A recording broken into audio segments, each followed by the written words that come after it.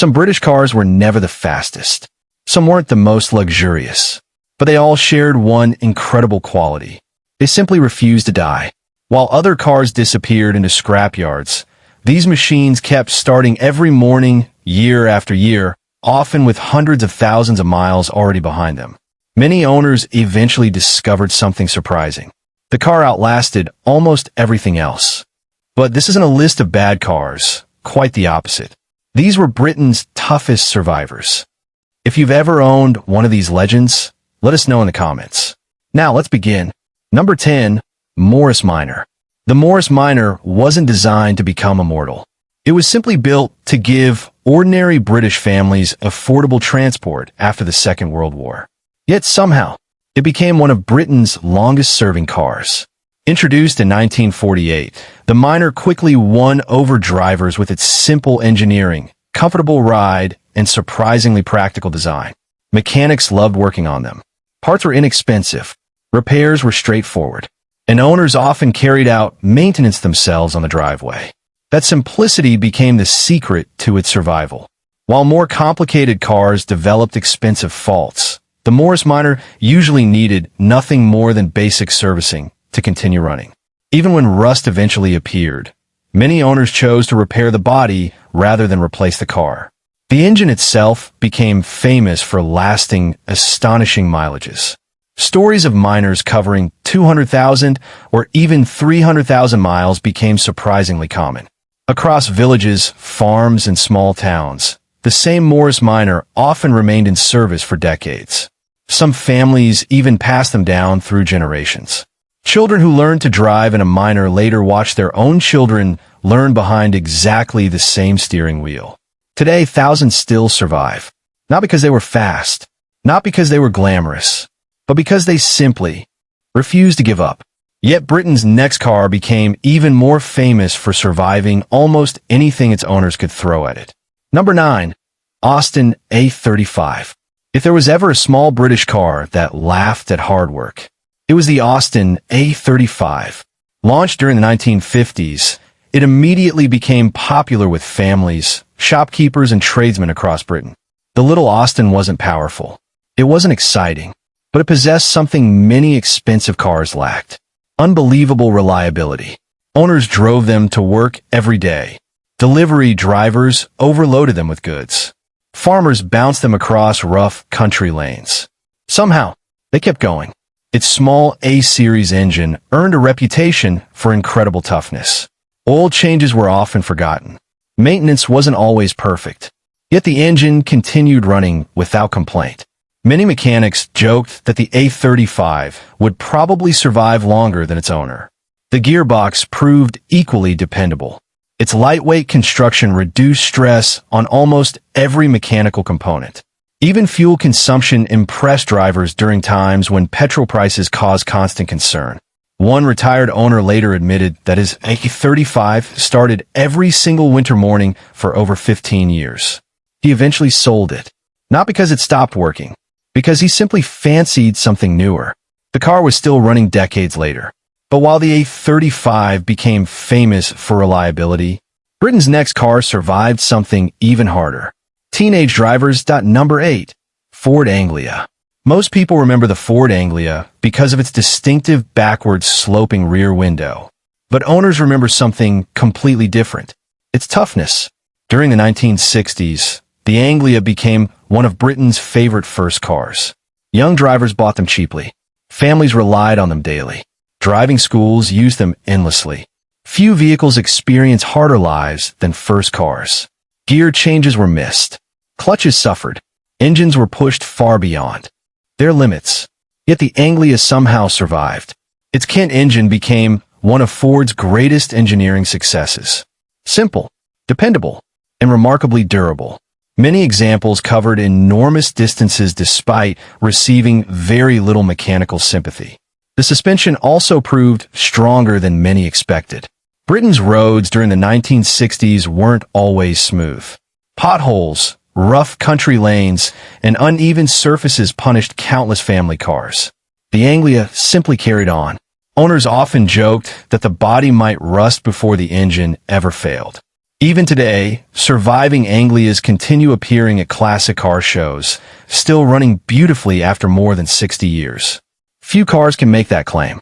Still, Britain's next car may have been even tougher, because owners practically rebuilt it in their own garages. Number 7. Triumph Herald. The Triumph Herald looked stylish, but hidden beneath its attractive body was one of Britain's cleverest designs.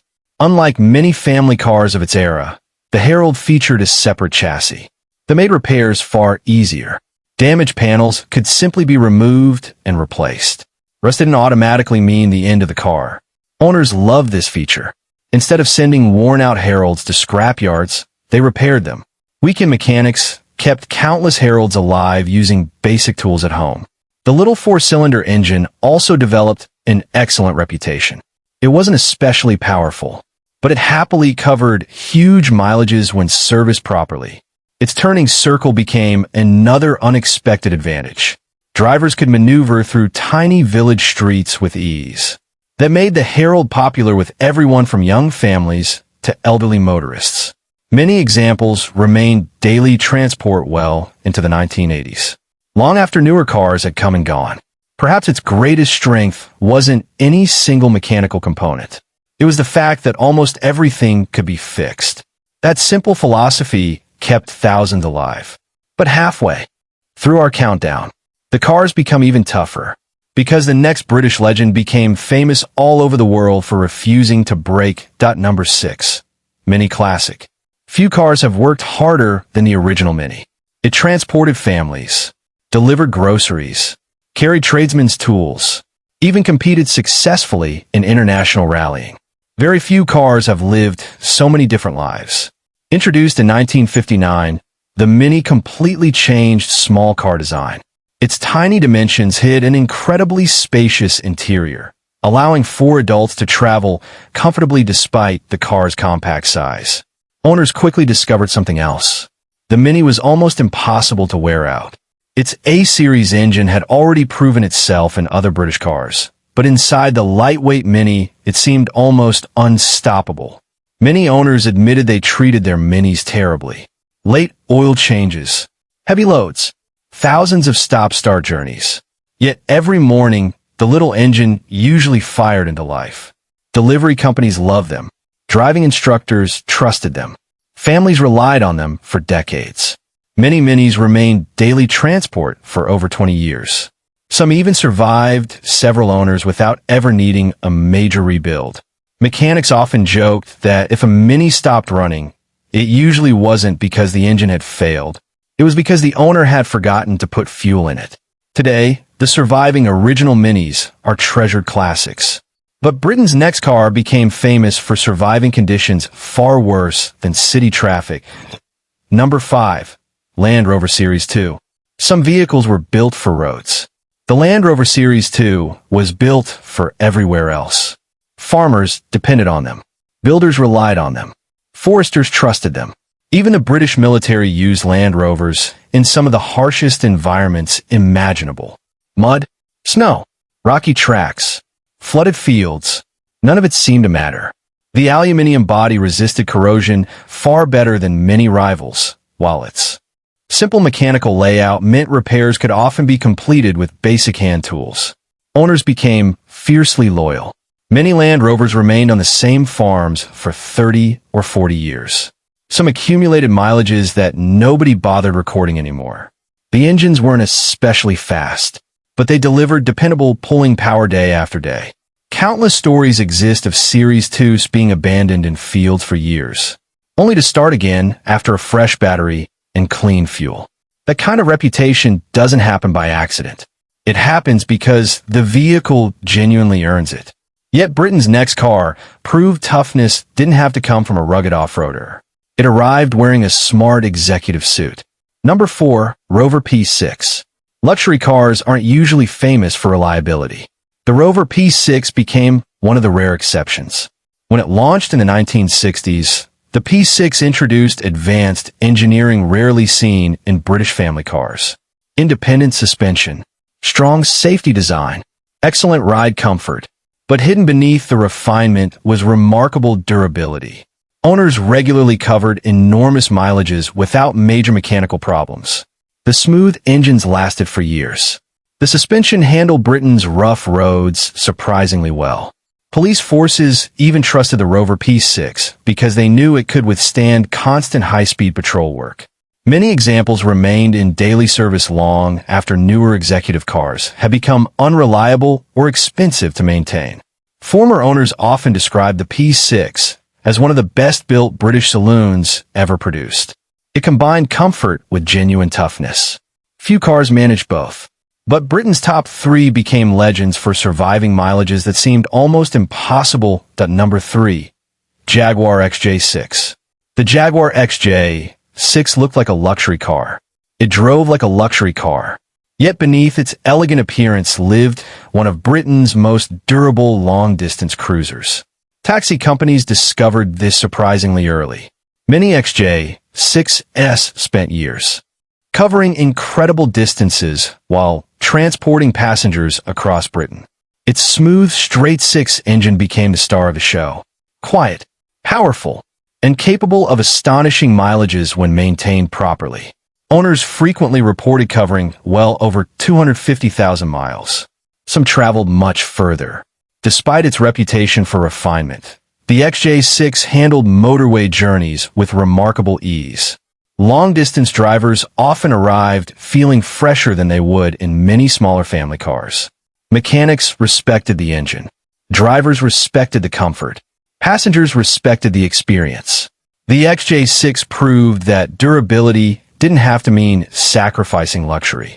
Still, Britain's final two cars became almost impossible to destroy. Number 2, Volvo 240. Although Swedish by birth, the Volvo 240 became part of everyday British life. Families loved them. Taxi drivers trusted them. Police forces even used them. And one reason explained everything. They simply never seemed to break. Owners joked that the body would probably outlive civilization itself. The legendary four-cylinder engine became famous for reaching extraordinary mileages. 300,000 miles? Perfectly normal. For 100,000? Still possible. Some examples exceeded 500,000 miles. Safety also became one of the Volvo's greatest strengths. Parents bought them because they trusted them completely. Children grew up riding in them. Years later, those same children often bought another Volvo. That kind of loyalty only happens when a car repeatedly proves itself. Yet even a mighty Volvo couldn't quite match Britain's toughest survivor. Number 1. Morris Minor. Many people expected expensive sports cars or powerful saloons to top this list. Instead, Britain's toughest survivor remained wonderfully ordinary. The Morris Minor. Decades after production ended, thousands still drive Britain's roads. Many have never received complete restorations. They simply continue doing exactly what they were built to do: transport people reliably. Owners often describe the Minor as almost indestructible. Simple engineering meant almost every problem could be repaired. Parts remain widely available. Mechanical knowledge has been passed between generations. Entire communities continue keeping these cars alive. Some Morris Minors have now served the same family for over 60 years. Think about that. The same car, driven by grandparents, parents, and now grandchildren. Very few vehicles achieve that. It isn't because they were the fastest or the most luxurious. It's because they earned something much more valuable: trust. And once a car earns that level of trust, people never forget it. These cars prove that true greatness isn't measured by speed or horsepower. It's measured by how many years they faithfully serve the people who own them. Which British car do you think deserved to be number 1? Let us know in the comments. And don't forget to subscribe to UKTorque for more incredible stories from Britain's motoring history.